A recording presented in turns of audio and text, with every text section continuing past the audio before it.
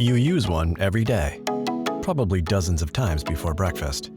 It's how you check out at the grocery store, turn up the volume in your car, or doom scroll instead of doing literally anything else that, in comparison, would seem productive. The touchscreen has quietly become one of the most familiar interfaces in modern life. So familiar, in fact, that most of us never stop to think about how it works. Why can it tell the difference between a swipe and a tap? Why doesn't it respond when your hands are wet or cold? In this episode, we're going beneath the surface, literally. We'll look at where touchscreens came from, how they work, why they sometimes don't, and how they've changed the way we design the digital world around us. I'm Chris Roman, and I'm nerd adjacent. While touchscreens feel like a relatively modern invention, the roots go back much further than you might expect. The first touchscreen is credited to Eric Arthur Johnson, who, as an engineer working at the fancy-pants named Royal Radar Establishment in the UK, wrote an article in 1965 describing a capacitive touch interface. By the early 70s, that interface was being used in air traffic control systems. These early screens allowed operators to interact directly with radar displays, a super novel idea at the time. Well, not to be outdone, American inventor Dr. Samuel Hurston in the late 1970s developed and later patented a resistive touchscreen while working on an instrument to read X-ray data. Resistive touchscreens became popular because they were relatively inexpensive and could be operated with a stylus, or in the case of a medical setting, a gloved hand. In 1983, HP released the HP 150, one of the first touchscreen computers sold to consumers. But the HP 150 didn't use capacitive or resistive touch. It used infrared light. A grid of tiny infrared beams ran across the front of the screen, and when a finger interrupted one, the system cut that finger in half. No, I'm just kidding, man, that would be crazy. Ugh. It registered the position. It was clever, but the system was prone to interference from dust and debris, and perhaps it was a bit ahead of its time, and it never really caught on. By the late 80s and early 90s, touchscreens were becoming more common in commercial applications like ATMs, industrial control panels, and early point-of-sale terminals. These were mostly resistive screens, durable and simple, even if they weren't especially responsive. Then came consumer devices. Apple's Newton in 1993, Palm Pilots in the late 90s, and later, the Nintendo DS. All relied on resistive touch. These screens were designed for use with a stylus and could only register one point of contact at a time. By this time, multitouch was being explored in research labs, and in 1982, the University of Toronto demonstrated a human input multitouch system, and by 2005, researchers at NYU had developed more refined multi-touch interfaces. But the real tipping point was 2007, with the launch of a super obscure and now largely forgotten device called the iPhone.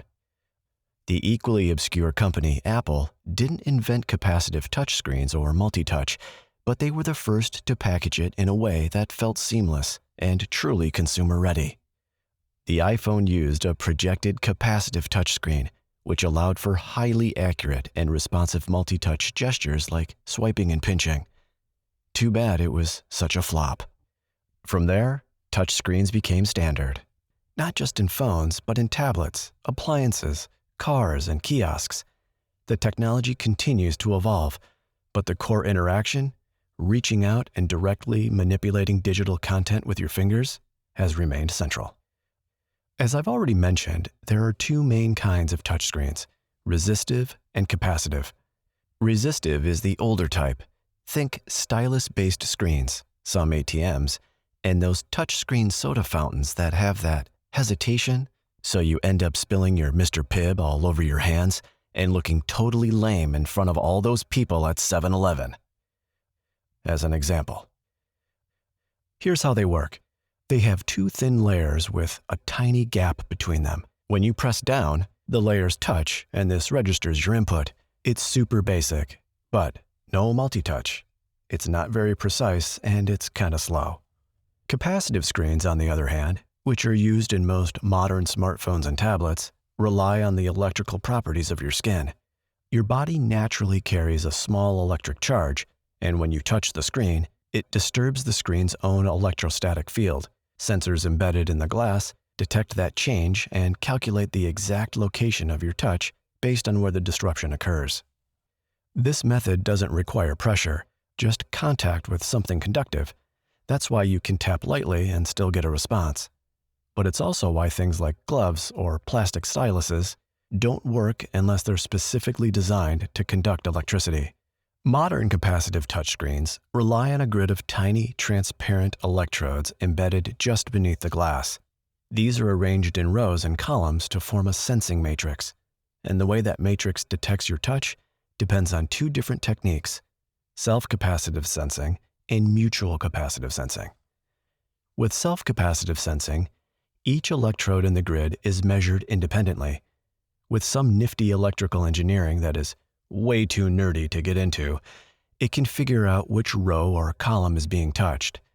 The upside of this is that it's very sensitive and works well even if your finger is hovering just above the screen. The downside? If you're touching multiple spots at once, it can't always tell exactly where because it's only measuring each point separately. This makes self-capacitive screens less ideal for true multitouch. Mutual capacitive sensing is where things get a bit more clever. Instead of looking at each electrode on its own, mutual capacitive sensing measures the relationship between the horizontal and vertical electrodes. Think of it as checking how much charge is shared between two intersecting lines. When your finger touches the screen at a specific point in that grid, it disrupts the flow of charge between those crossing electrodes. The system can pinpoint the exact X and Y coordinates by analyzing this interference. The upside with this method is that it's great for multitouch.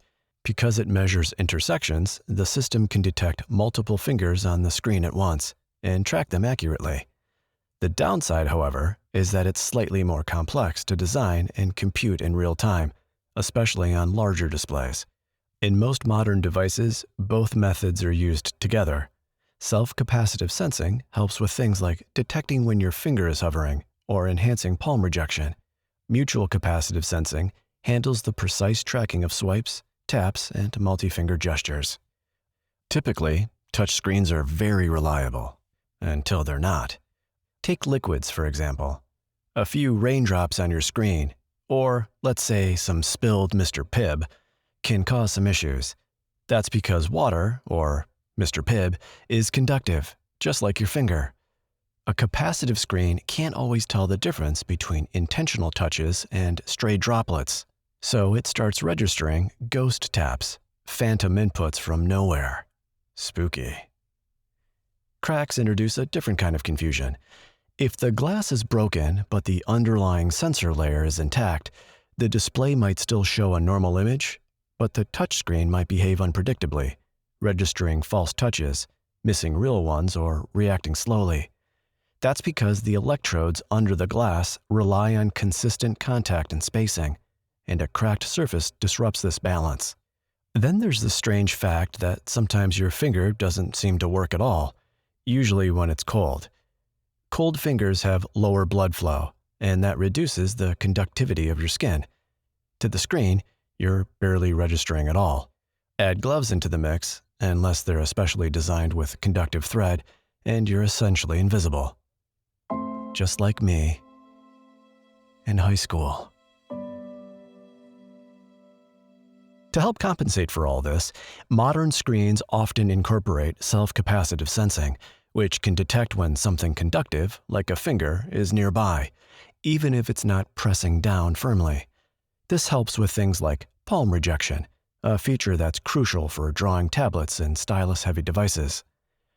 When you rest your hand on the screen while sketching, the system has to figure out which contact points to ignore. It does this by comparing touch pressure, timing, location, and motion. If it senses a stationary, flat contact that's not moving independently from your stylus, it assumes probably just your palm. Meanwhile, to make up for the lack of physical buttons, many devices use haptics, tiny vibrations or pulses triggered when you tap the screen. Under the hood, this usually involves either a small motor or actuator. It's a bit of sensory trickery that makes a flat surface feel interactive and responsive, essentially faking tactile feedback so your brain doesn't miss physical keys too much. When all this works together, gesture recognition, palm rejection, haptics, and smart sensing, you get the illusion of a screen that just knows what you want. The rise of touchscreens didn't just change what our devices looked like, it fundamentally changed how we interact with them. And in the process, it forced designers to rethink decades of interface conventions. In the early days of computing, interfaces were built around the keyboard and mouse. You had precise control, tiny targets, and interactions that depended on hovering, right-clicking, or dragging. But the moment we replaced that precision with the blunt instrument of a finger, everything had to scale up. Buttons had to be bigger, menus had to collapse into icons, interfaces had to become flatter, simpler, and more forgiving.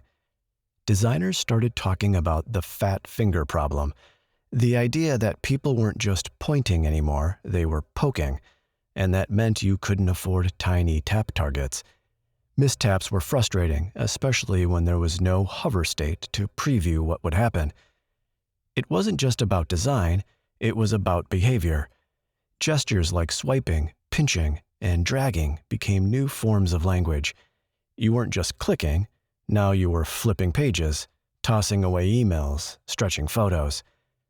Touchscreens brought interface metaphors to life in a more literal way, but this new flexibility came with trade-offs.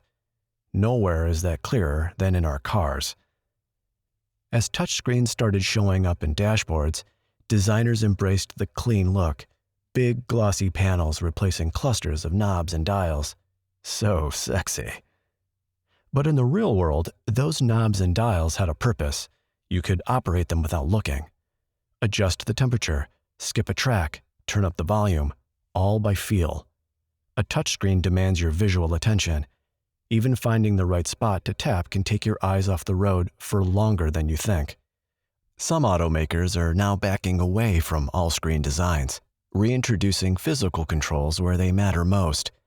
It's a reminder that just because something can be a touchscreen doesn't mean it always should be. Accessibility added another layer of complexity and opportunity. For people with vision impairments, touchscreens can either be a barrier or a breakthrough.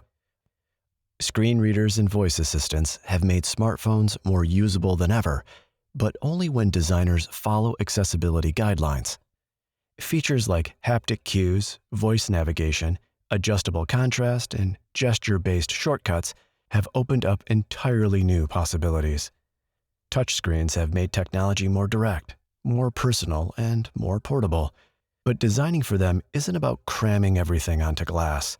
It's about making that glass feel intuitive, responsive, and even invisible. Touchscreens are one of those technologies that feel simple on the surface. You tap, it responds. But behind that glass is a carefully orchestrated mix of hardware, software, and design. Tiny electrical fields, sensor grids, algorithms trained to tell the difference between a fingertip and a bunch of spilled Mr. Pibb, or a palm and a pen. Over the decades, we've gone from lab prototypes and military radars to devices that live in our pockets, on our wrists, and in our dashboards. And along the way, the touchscreen reshaped how we build and think about interfaces. It challenged designers to reimagine not just how things look, but how they feel to use. Of course, it's not all perfect. Mr. Pibb fingers, cracked glass, mystery ghost taps, these can cause some weirdness. But most of the time, we barely notice. And that's kind of the point. The best tech often fades into the background until it's broken or missing. So the next time your phone ignores your cold thumb, or your car's touchscreen buries the control for the seat heater 3 menus deep, you'll at least know what's going on under the hood. If you enjoyed this episode, share it with a friend who's curious about technology or is having trouble sleeping. Leave a review wherever you listen to podcasts. And if you've got questions or show ideas, I'd love to hear them. Until next time, thanks for listening. I'm Chris Roman, and I'm nerd adjacent.